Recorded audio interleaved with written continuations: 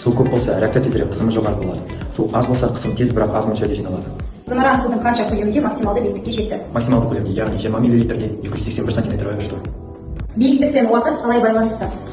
Биіктік артқан сайын уақыт артады, өйткені зымыран жоғары көтеріліп түсуге көбірек уақыт кетеді. Биіктік артқан сайын қысымы азаяды, себебі атмосфера Судың әртүрлі көлемінде жарылысқа дейінгі уақыт қалай өзгереді? су көлемі артқан сайын жарылысқа дейінгі уақыт азаяды, себебі қысым тез жиналады. Зымыранда су көлемі көбейсе, ішкі қысым тез жиналып, жарылыс уақыты қысқарады. Биіктік артқан сайын қозғалыс уақыты ұзартылады, сыртқы қысым азаяды. Яғни зымыранның жұмысына су көлемі, биіктік және қысым өзара тығыз байланысты әсер етеді.